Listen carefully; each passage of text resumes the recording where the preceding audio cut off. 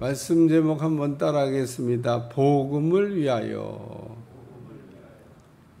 제목 가운데 아주 중요한 제목. 더 이상의 다른 이야기를 붙일 내용이 없이 3장 7절에 있는 이 말씀 한 절을 가지고도 우리가 생각할 내용이 많은 말씀이기 때문에 3장 7절만 가지고 오늘 아침에는 말씀을 나누게 됐는데, 바울이 이 복음을 위하여, 이자 빼면 복음을 위하여, 이 복음을 위하여나, 복음을 위하여나, 우리가 기도할 때나 혹은 봉사할 때나 전도할 때나 그 외에 어떤 걸 할 때에도 우리가 꼭 물어봐야 될 질문이 하나 있는데, 복음을 위하여인가? 복음을 위하여가 아닌가? 이거를 물어보셔야 됩니다. 우리는 복음이 아닌 거를 가지고, 다른 복음도 있습니다.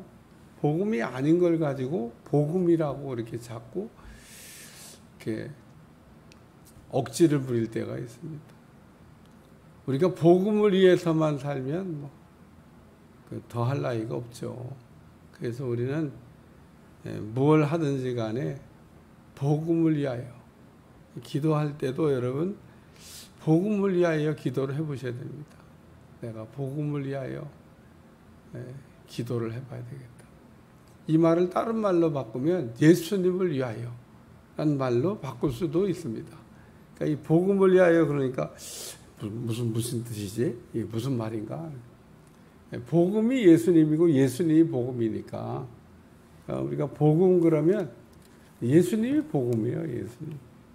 그러니까 오늘 예수님이 복음이시고, 예수님이 이 땅에 오셔서 우리를 위하여, 이 땅에 오신 것 자체가 복음입니다. 예수님이 만약에 안 오셨더라 그러면 우리가 어떻게 됐을까? 답이 없는 거죠. 예수님이 이 땅에 오시는 거가 복음이다.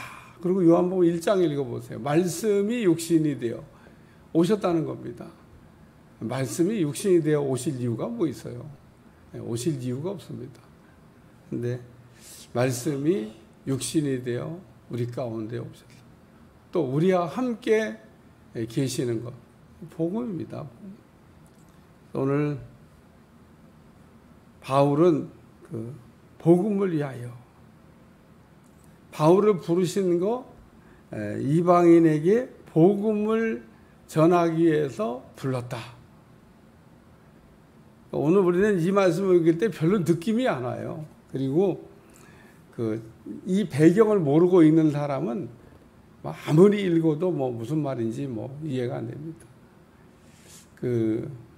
사도행전 10장에 보면 베드로가 이방인 고넬료의 집에 가는 사건을 기록해 놨습니다. 왜 누가가 사도행전을 이렇게 써나가다가 앞에는 베드로 이야기, 뒤에는 바울 얘기인데 딱 베드로와 바울 얘기 사이에 딱 중간쯤에 고넬료 사건을 이렇게 기록해 놨냐면, 이방인의 복음 전도가 베드로로부터 시작해서 바울에게로 넘어가서 바울이 했다. 이 얘기를 하려고. 이 이방인 전도는 바울이 먼저 시작한 게 아니다. 베드로가 먼저 시작했다. 베드로가 시작했다는 얘기는 하나님이 하신 일이라는 겁니다.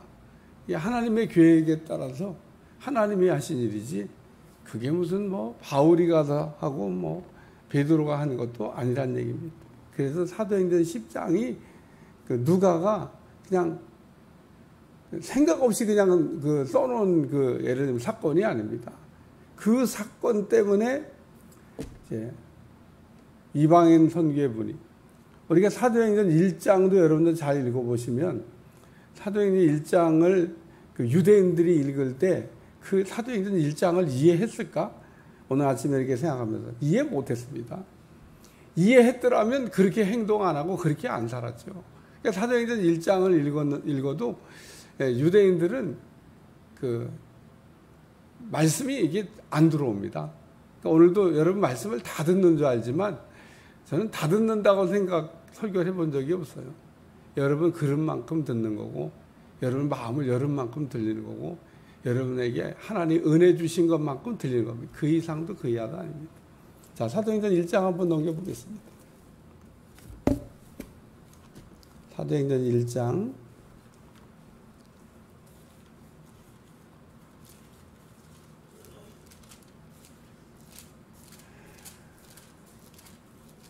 사도행전 1장에 보면 1장 4절과 5절에 있는 말씀을 길지만 예수님께서 그 하신 말씀이에요. 뭐라고 얘기했냐면 그냥 결론적으로 얘기하면 성령 받으라는 겁니다. 예루살렘을 떠나지 말고 내게 들은 바 아버지의 약속하신 것을 기다리라. 요한이 물로 세례를 베풀었거니와 너희는 몇 날이 못되어 성령으로 세례를 받으리라. 여기까지는 별로 어려운 게 없어요. 예수님이 그냥 성령 받아라 이렇게 얘기를 했거든요. 이제 그 다음부터 이제 어려워집니다. 자, 이제 그 7절에 보면 질문을 하나 해요. 6절에 질문을 하나 해요. 그들이 모였을 때 예수께 여짜오 이르되 주께서 이스라엘 나라를 회복하심이 있답니까? 이렇게 물어봐요. 우리 주님이 그런 거는 알 것도 없고 그런 거에 왜 관심이 많냐? 주님의 나라가 언제 임하면, 주님이 언제 다시 오시면, 그게 뭐 그렇게 중요하냐. 이러면서 8절에, 이게 중요해요. 8절. 다 같이 읽어봐요. 시작. 오직 성령이 너희에게 임하시면 너희가 권능을 받고 예루살렘과 온 유대와 사마리아와 땅끝까지 이르러 내 증인이 되리라 하시니라. 성령을 받으라고 하는 거는 4절과 5절과 똑같은데, 성령을 받으면 권능을 받게 되고, 그리고 너희가 복음을 들고 예루살렘에서 온 유다에서 사마리아에서 땅끝까지 가야 된다는 겁니다. 그런데 유대인들이 갔냐? 안 갑니다. 그냥 예루살렘에만 있었지 안 떠났습니다. 가야 되는데, 우리 주님 분명히 이 말씀을 하실 때는 성령 받으라는 얘기만 한 게 아니고, 성령을 받으면 너에게 권능이 임하고 그 권능을 가지고 복음을 들고 땅끝까지 가야 된다는 겁니다. 땅끝까지라는 얘기는 거기 이방인들이 살아요. 이방인들이 있는 곳까지 가라는, 아무도 안 갑니다. 베드로가 먼저 시작은 했지만 바울이 갔다고 하는 게 이게 굉장히 위대한 사건이고, 사도 바울은 정말 참 훌륭한 사람이다. 요나 보세요, 요나. 제가 요나 설교를 한번 해야 되겠다. 요나 보세요. 안 가잖아요, 가기 싫다고. 가기 싫다고 안 간다고 생각하니까 안 가는 쪽으로 길이 열려요. 여러분, 길이 열린다고 하나님의 뜻이라고 생각하시면 안 됩니다. 내가 가려고 그러면 어디든지 길이 열립니다. 근데 그게 다 하나님의 뜻이냐? 하나님의 뜻 아닙니다.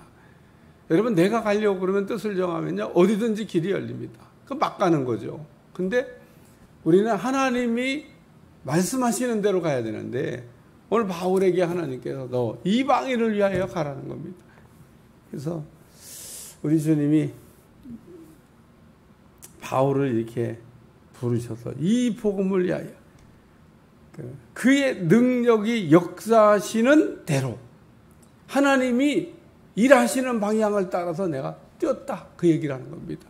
오늘 우리는 하나님이 가려고 하는 쪽으로 가야 됩니다.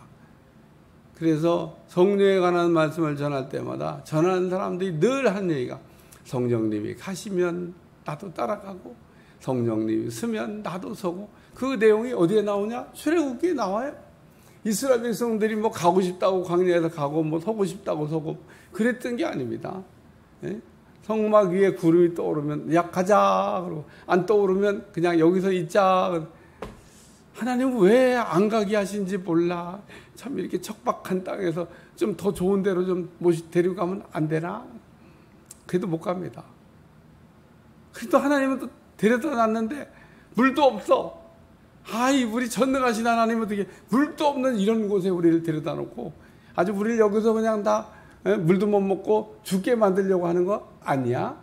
그래서 막 원망불평합니다. 어떤 때는 모세를 죽일 것 같이 덤볐다 그랬어요. 모세가 얼마나 막 다급했으면 막 하나님에 엎드려서, 하나님 잘못하면 내가 돌 맞아 죽게 생겼습니다. 이스라엘 백성들이 격한 감정에 그렇죠. 뭐 목말라서 뭐 정말 죽을 지경인데 뭐 얼마나 화가 났겠어요. 지도자라고 말이에요. 믿고 따라가는데 뭐 매번 뭐 이상한 일만 일어나. 근데 그 하나님 그런 때마다 광야의 기적을 베푸셨어요. 근데 제가 늘 얘기해요. 광야에서 이스라엘 백성들이 하나님이 일하실 때까지 기다리고 물을 먹었다든지, 기다리고 메추라기를 먹었다든지, 기다리고 무슨 뭔가를 이렇게 경험했으면, 그러면은 뭐 놀라운데 한 번도 그런 적이, 제가 한 번도 그런 적이 없습니다. 매번 원망불평하고 나면 하나님이 일을 하셨죠. 여기도 그의 능력이 역사하시는 대로 하나님의 그 능력이 어느 쪽 방향을 어디를 향해서 지금 일하고 있냐, 이방인을 향해서 가고 있죠. 예. 오늘 우리 사도 바울이 그러므로 복음을 위하여 그의 능력이 역사하시는 대로, 두 번째는 내게 주신 은혜의 선물을 따라. 사도 바울이 일할 때 은혜 떨어지지 않게 은혜 관리 잘했다, 그 얘기인 겁니다. 오늘도 우리가 하나님의 일을 할 때 은혜가 떨어지면 하나님의 힘으로 일을 하는 줄 알지만 내 힘으로, 모든 운동의 기본이 힘 빼는 거 아시죠? 모든 운동은 다 힘을 빼야 됩니다. 힘 빼는데 10년 걸린다고. 힘을 빼는데 10년 걸린답니다. 힘을 빼려고 해도 힘이 안 빠져요. 힘만 빠지면 되는데. 우리가 신앙생활도 내 힘만 좀 빼면 됩니다. 힘이 빠진 것 같은데 또 힘이 들어가. 힘이 들어가면 안 돼요. 내 힘으로 하네. 은혜로 우리가 해야 돼요. 은혜란 얘기를 하면 사도 바울에게 무자격한 자기에게, 자기가 무슨 자격이 있어갖고 은혜 받은 거 아니다. 내가 죄인 되었을 때, 내가 의인 돼서 은혜 받은 게 아니다. 내가 원수 되었을 때, 아주 못된 짓 하고 있을 때 우리 주님이 은혜 주셨다. 바울이 아주 그냥 세 가지로 콕 집어서, 나는 자격 없을 때 은혜 받았고, 나는 죄인이었을 때 은혜 받았고, 나는 원수 되었을 때 은혜 받았다. 이 말씀이 여러분들에게도 똑 적용돼야 됩니다. 아니라고 생각하면 여러분이 뭔가 지금 정상이 아닌 겁니다. 우리도 바울하고 똑같아요. 자격 없을 때 하나님 은혜 주셨고, 내가 죄인 되었을 때 은혜 받았고, 내가 정말 하나님 편에서 볼 때는 못된 짓 할 때 내게 은혜를 주셔서 내가 그 은혜를 따라, 그렇기 때문에 하나님 앞에 내놓을 게 없고 자랑할 게 없고 뭐 하나님 앞에 공로를 주장할 내용이 없다는 겁니다. 나의 나 되는 것이 하나님의 은혜라. 여러분, 그 하나님의 그 은혜 받은 사람과 은혜 떨어진 사람의 차이는 종이장 한 장 차이입니다. 우리가 까딱해서 은혜 떨어지면요, 무자격한 사람이 자격이 있는 줄 생각하고, 죄인인데 의인인 줄 착각하고, 아주 원수같이 못된 짓 했는데 아주 굉장히 자기가 하나님 앞에 놀라운 엄청난 일을 한 것처럼 착각을 한다는 겁니다. 우리는 하나님 앞에 아무것도 자랑하거나 내세울 거나 내놓을 게 하나도 없습니다. 하나도 없다고 하는 것이 여러분 깨달아지면, 그게 여기 하나님이 은혜의 선물을 따라 은혜를 주신 대로, 은혜를 성경에 받은 사람들이 많이 나오는데 그 중에 한 사람이 누구냐 하면 엘리야입니다. 여러분, 엘리야는 하나님 앞에 기름 부으심을 받았겠죠. 근데 엘리야가 노된 나무 밑에서 어느 날, 하나님, 나 이거 이제 그만했으면 좋겠습니다. 그래요. 그러니까 하나님, 야야야, 너 아니면 한 사람도 없어. 야, 너가 안 한다 그러면 어떡하냐? 좀 해봐라. 그러고 하나님 달래실 것 같은데 우리 하나님 안 달래시더라고. 엘리야가 안 하겠다고 그러니까 그래? 그럼 그만해. 나 하기 싫으면 뭐 못하는 거지. 우리 하나님이 단칼에 잘라버리시고 너에게 줬던 기름 부으심을 세 사람에게 그러니까 엘리사는 3분의 1 받은 겁니다. 세 사람에게 부어주겠다고. 야, 기름 부으심이 어떤 때는 이게 하나님이 조각내서 나눠주기도 하고 어떤 때는 그냥 몰아갖고 주시기도 하시는데 엘리야는 몰아갖고 받았던 사람입니다. 세 사람이 받아도 될 만한 기름 부으심을 몰아갖고 하나님이 주셨습니다. 그 정도 되면 뭐 하나님의 엄청난 역사가 일어나잖아요. 대단한 사람입니다. 우리는 하나님 앞에 일을 할 때 은혜로 일해야 될 줄로 믿습니다. 은혜로. 세 번째는 내가 일꾼이 되었노라. 그래요. 내가 하나님의 일꾼이 됐다. 하나님께 내가 사명받았다. 여러분 꼭 사명받은 사람 되시기를 축원합니다. 어떤 사람들이 일하고 있는데 가가지고 지금 뭘 하고 있는 겁니까? 먹고 살려고 일하고 있습니다. 뭘 하고 있습니까? 죽지 못해 일하고 있습니다. 이렇게 일하면서 일하는 사람들 많아요. 내가 지금 하나님의 일을 하고 있습니다. 섹스피어도 그런 얘기를 했다잖아요. 어디 식당 가는데 식당 조어머니 짜증났나 봐. 누구는 그냥 밥 먹으러 들어가는데 나는 마당이나 쓴다. 에이. 정말 그런 일이 있더라고요. 제가 아침에 그 테니스 치러 이렇게 나갔는데 그 옆에 막 공사를 해요. 근데 그 사람이 이렇게 볼 때, 야, 참 누구는 아침부터 일어나서 일을 시작하는데 어떤 놈들은 세월 좋아서 공이나 치고 있고 그래갖고요. 덤프차가 지나가는데 내가 볼 때 일부러 그런 것 같아. 막 부랑 하면서 막 먼지를 막 쫙 이리. 뭘 몰라서 그러지. 나는 자기보다 더 새벽에 일어나서 일한 사람인데. 예? 자기보다 내가 더 새벽에 일찍 일어나서 일한 사람이고 또 내일을 위하여 건강을 위해 좀 이렇게 아침에 운동하고 있는 건데. 그러니까 상대방을 이게 형편을 모르면 막 그럴 수 있어요. 이게 종업원이 막 마당 신경질, 누구는 막 밥 먹더라고. 나는 마당에서 섹스피어 이리 하더라고. 당신이 하나님의 동산에 한 모퉁이를 깨끗하게 하고 있다. 생각이 우리가 좀 달라져야 됩니다. 내가 지금 무슨 일을 하고 있나? 하나님의 일을 하고 있는 거죠. 여러분들 이 새벽에 나올 때 다들 이게 뭐 쉽지 않습니다. 근데 하나님의 일을 위하여 여러분들 이 기도하는 일 남들이 다 하는 일이 아닙니다. 예. 대한민국에 있는 모든 교인 성도들이 다 새벽 기도하냐? 그랬으면 뭐 얼마나 좋겠어요. 아무리 큰 교회도 새벽 기도 전 교인이 다 나와서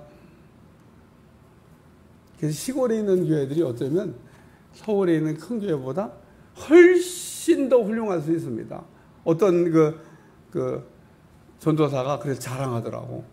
저 이명원 목사교회에서 한 번은 시골에 있는 어려운 교회 목회자를 초빙해가지고 초대받았는데 이제 1시간씩 설교하라고. 저도 했나 기억이 몰라. 저는 했는지 안 해요. 오래돼가고. 근데 시골에 와서 어떤 전도사가 그러는 거예요.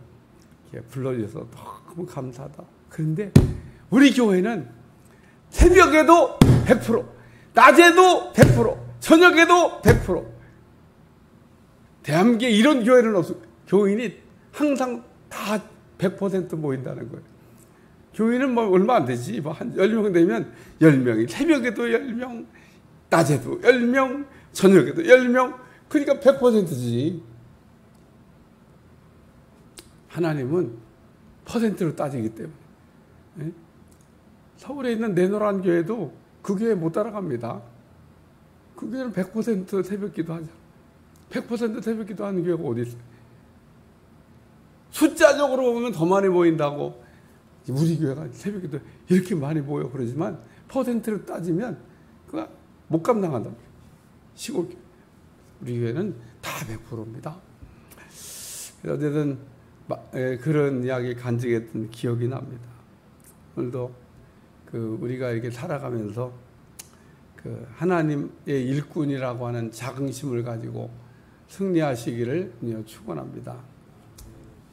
기도하겠습니다. 하나님, 오늘도 복음을 위하여, 우리가 복음을 위해서 사는 종들이 될 수 있도록 축복해 주시고, 복음을 위하여인지 늘 분별할 수 있게 도와주시고, 복음이 아닌 거는 우리가 구별하여 버릴 수 있도록 축복해 주옵소서.